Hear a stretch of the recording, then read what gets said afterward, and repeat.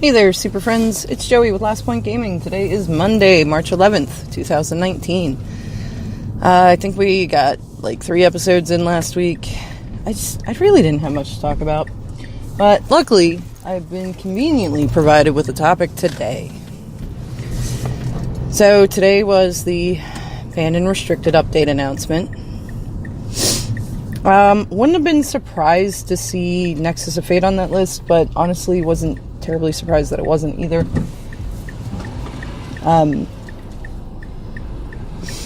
I saw that one as could go either way. And there were no changes, so it did not get banned. Also, Faithless Looting didn't get banned. When did that campaign start? Why has everybody got the hard on for Faithless Looting to get banned? I don't understand. Like, don't get me wrong, I've gotten smacked about by Arclight decks. Gotten smacked about by Dredge.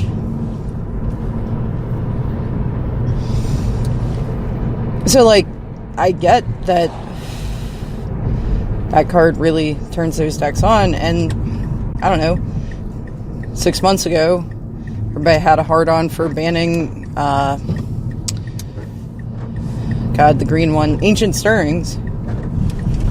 And I also didn't understand that. Like, I mean, I get that it makes Tron, like, more consistent, and Hardened Scales Affinity, I guess, uses it. I mean, you might as well, since they make a lot of green mana. Well, they make more green mana more readily than regular Affinity does. And, you know, it can get you your Arclight. No, not Arclight. Arcbound shit. So, but it doesn't, like, really win games.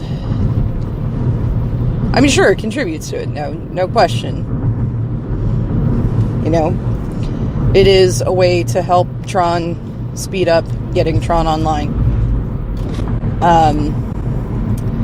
It is a way, Faithless Looting is a way to get the Dredge decks started and everything. Or, well, the, you know, crazy graveyard decks. But there's a lot of great hate cards out there.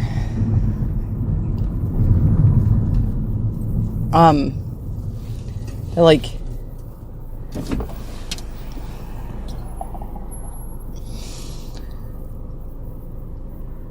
I'd have to read Grafdigger's Cage again to just make sure, but I'm pretty sure it shuts down creatures returning from the graveyard, like, period. Like, creatures can't enter the battlefield from the graveyard.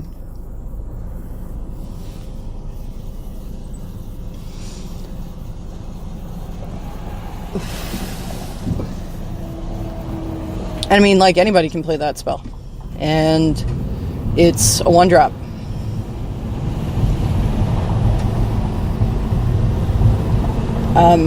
Yeah, I don't know. I don't...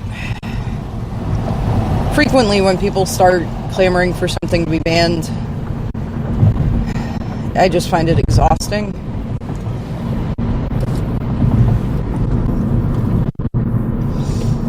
Hi there, friend. Sure, you can come play in my lane, asshole. Like, I don't know. Arclight is a neat deck, but I wouldn't say it's broken.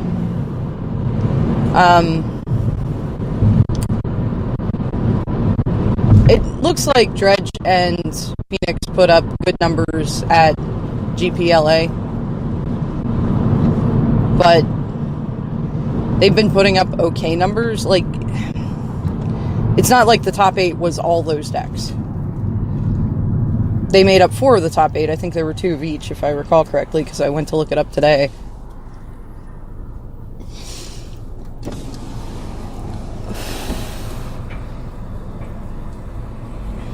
But I don't know. I feel like that deck is really kind of hit or miss. And honestly, when it comes to Arclight, I don't even bother citing in my Grafdigger's Cages. Sorry, I'm adjusting the temperature. That's what all the clicking is. It's gotten a bit warm today here in Pennsylvania. It's almost 60. I don't know what to do with myself. Anyway, it just doesn't seem worth it for the little bit of graveyard interaction they have. Now, Dredge, yeah, of course I put in the cages. If you take away their ability to pull their graveyard shenanigans, their deck is full of crappy little... Well, alright. Some crappy, moderately sized creatures. Like, they're not good creatures. They're not good value for their cost. The whole value of them is turning on the engine. You know, getting Narcomoebas for free, getting prized amalgams for free. When you have to pay for them all the time, it gets less good. And when they die and stay in the graveyard, much less good. So I really don't understand the whole we need to ban faithless looting.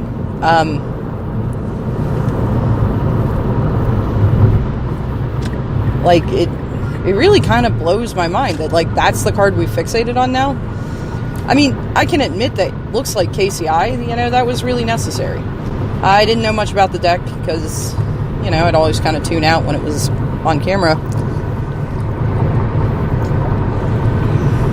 Actually, no, that's not the thing. Like, you never really got to see it play out on camera. And we only had, like, 2 players at the shop playing it, and... Well, the one week we had the one guy that I did play against, and he just couldn't get his thing going at all. And we had, like, 2 players that were playing it for a couple weeks, and I just never played against them. But, like, I played against Mirror Match playing Prison. The first time I played against him, he pointed out how he had the lock. You know, he's like, yeah, we can keep playing it out, of course, you know. Nothing saying that we can't, but here's why you're boned. And it made sense, and I said, oh, okay, well, let's just move on. And it seemed like KCI matchups, that's how they usually ended, is they started doing things, and people are just like, fuck this, fine, you win, I'm done.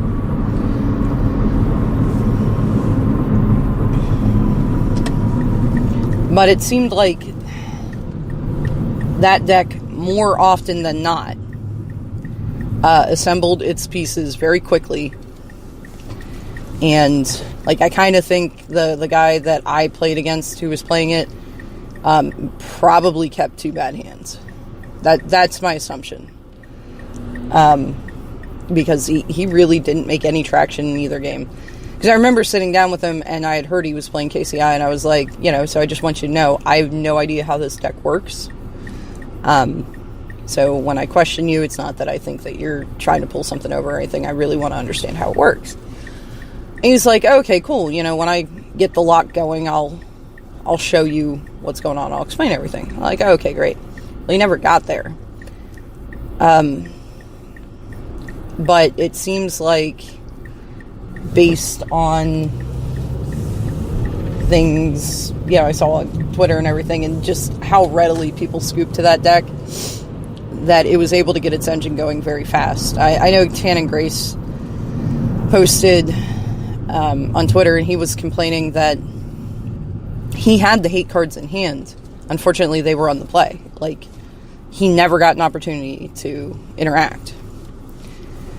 So, I don't know. I can accept that one needed the ban. I had said before that I really couldn't make an intelligent statement on it because I didn't understand the deck. But Faithless Looting and Ancient Stirrings, like... Well, nobody's really talking about Ancient Stirrings at this point. I should put that out there. That is not the current complaint card. It's Faithless Looting. And it kind of blows my mind. Now, there are plenty of other effects. Like, we have Cathartic Reunion now, and Tormenting Voice, that do similar things, but for a much higher mana cost. Faithless Looting being one with the flashback. Flashback's really good. So essentially, you can have 8 copies of it in your deck, provided that nothing prevents you from casting them out of the graveyard.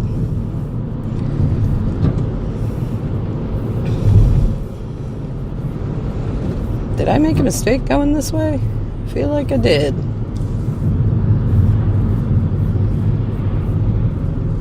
But again, there's just plenty of graveyard hate, and I'm not even sure taking Faithless Looting away really shuts down Dredge. It does hurt Arclight Phoenix a lot more. Just because Faithless Looting kind of has dual purpose in that deck. One purpose is to get your Arclights into the yard. Oh, I feel bad. Y'all weren't trying to turn there, but you probably should have just gone around the bend too.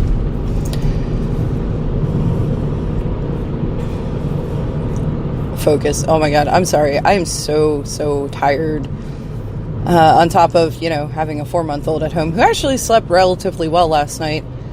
I'm working on putting together kind of a sample piece for a job interview I have coming up. And trying to fit that in around my 3 kids and my full-time job. Yeah, well, something's got to give. So, I apologize for the fogginess and the kind of randomly spacing off there.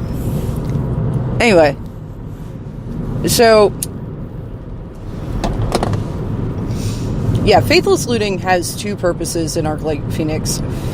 Gets Phoenixes into the graveyard, and it's also a cheap spell to cast later on to get your spell count up to get them to come back.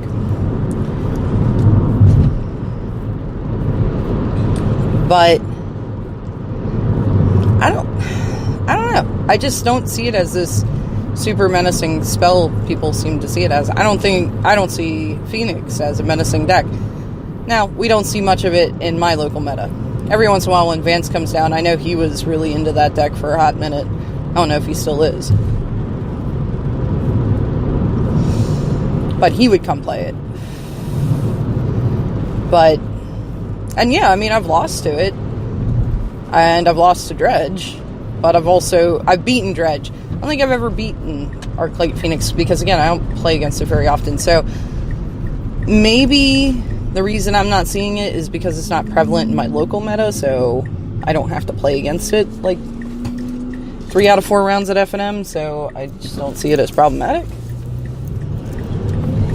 Like I said, even looking at GPLA, there were 2 Dredge decks and 2 Phoenix decks in the top 8, and they just happen to be, graveyard decks happen to be a little better positioned right now, because, again, the Wheel of Modern. What was it, 2 years ago?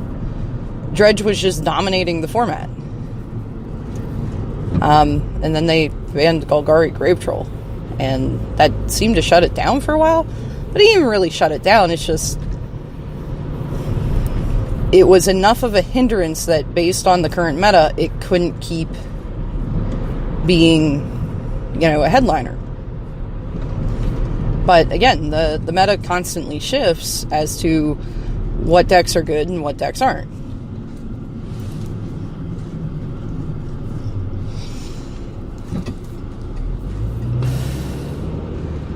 So, I guess graveyard decks are, having a good time right now, but there's plenty of cards to deal with them. That's why I don't understand what the problem is. You have Leyline of the Void, you have Rest in Peace, you have Grafdigger's Cage. And these are all, Leyline you can start the game with it and play. But Rest in Peace is 2 CMC, Cage is 1, I think. I'm pretty sure it's 1. Because I think it's 1 and Damping Sphere is 2. Because both are in my sideboard. So, it's not even answers that, but by the time I play it, I'm already screwed. When people said Solemnity was an answer to the Energy Crisis in Standard.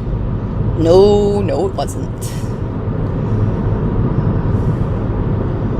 The Priest of the Waking Sun or whatever, though, the little duder from Ixalan that removes counters when he enters, yeah, no, that would have been great with that energy bullshit. Anything that could interact with the opponent's energy pool. But no, we didn't get that while that nonsense was in standard. Came right after. What? Why?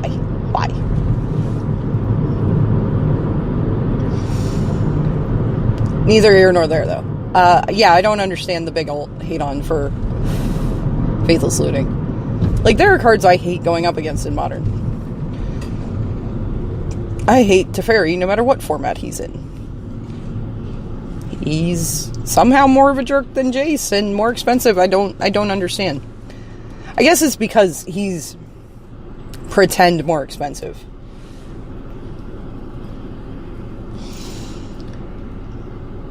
Because of the untapping 2 lands thing, unless he comes down and has to tuck something right away, his sum balance of cost for the turn is 3. And he's very powerful for that 3 mana.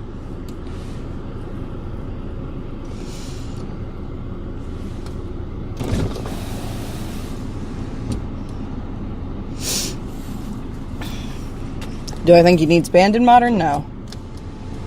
Would I love to see him banned in Standard? Yes. Do I think he needs to be? No. Like, I don't think Nexus needs to be banned in Best of 3. It doesn't seem to perform well in Best of 3. I'm glad they took it out of Best of 1, though. That was a bitch. Though, while we're on that topic, because I pretty much said all I can about how I think banning Faithless Looting would be stupid, one of the guys who comes in and plays Standard Showdown talked to me about another local shop, and I'm not going to mention who because this is like bad publicity. He was in the finals of some event. His opponent's playing a Nexus deck. He managed to like reanimate their Niv Mizzet because that's the kind of shit this guy really loves to do. So they get to turns in game 1 because it's a Nexus player. The Nexus player has no pressure on the board and takes the 5 turns by casting Nexus of Fate. He's at 6 life. So, every time he casts it, this guy that plays at my shop pings him. We're going to call him Reaper, because yeah, he really loves the graveyard shit. Okay, so Reaper pings him. So, gets him down to 1 life when he, casts the Nexus to take the 5th turn. And then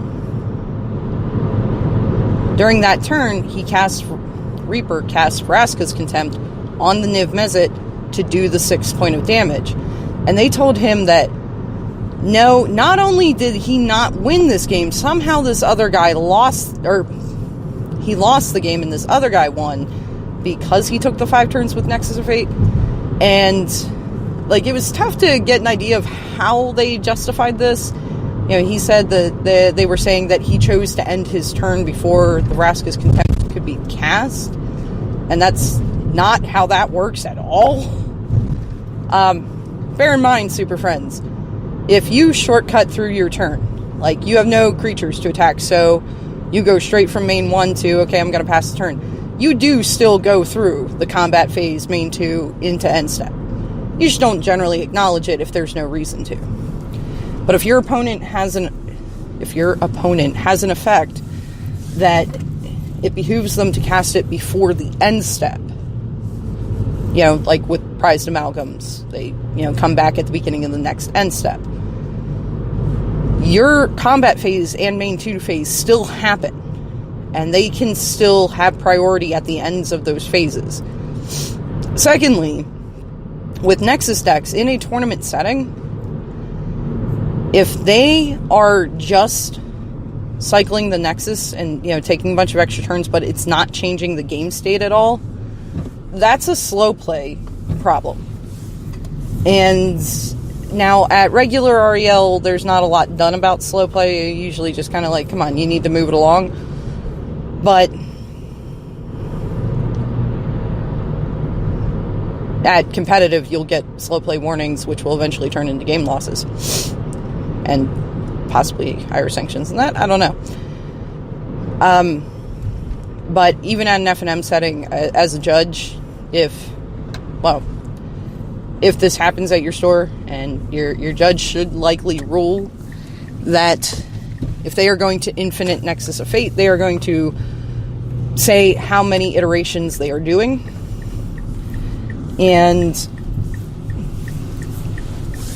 say, okay, you did this for 1,000 iterations.